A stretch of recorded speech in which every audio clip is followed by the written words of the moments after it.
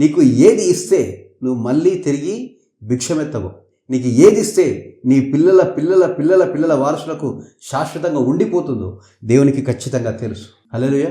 వాటన్నిటినీ సమయానుకూలంగా సమకూర్చుకుంటూ నీ మార్గంలో సిద్ధపరిచి నిన్ను నడిపిస్తూ ఉంటాడు. నువ్వు సమయానుకూలంగా వాటిని పొందుకుంటూ ఉంటావు. వింటున్నారా? నువ్వు సమయానుకూలంగా వాటిని పొందుకుంటావు.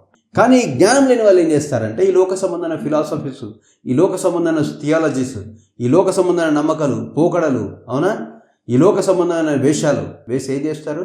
తొందరపడతారు, షార్ట్కట్లు వెతుక్కుంటారు.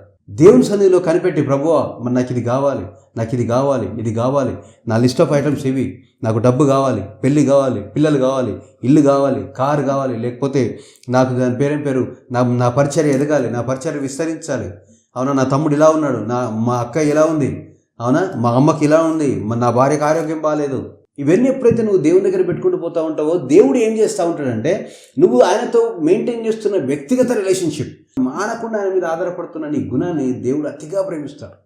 ప్రేమించి నీకు ఇవ్వాల్సిన దానికంటే, నువ్వు ఊహించిన దానికంటే అధికంగా, ఎన్నో రెట్లు దేవుడు నీకు అధికంగా ఇచ్చుకుంటూ పోతూ ఉంటాడు.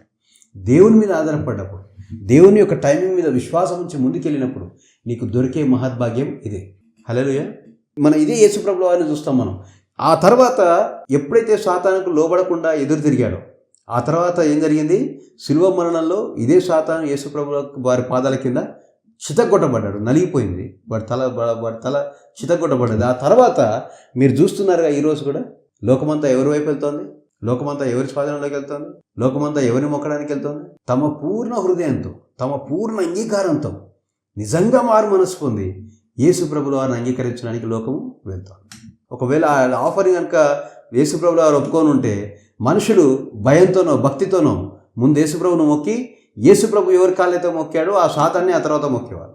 అవునా? మళ్ళీ సుప్రీం లీడర్ ఎవరై ఉండేవాడు? దుష్టుడే అయి ఉండేవాడు.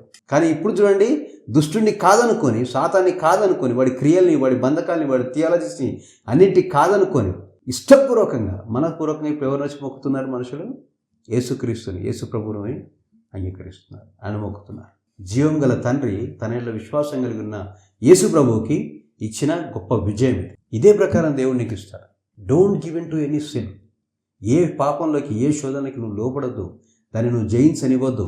మనుషులు తొందరపెట్టినా, ఎవరు తొందరపెట్టినా దానికి నువ్వు లోపడద్దు. నువ్వు పడవలసిన ప్రయాసాన్ని పడుకుంటూ నిరీక్షణ గలవాడవే ఎదురు చూడు. దేవుడు నిన్ను నిశ్చయంగా అందరికంటే గొప్పగా దీవిస్తాడు.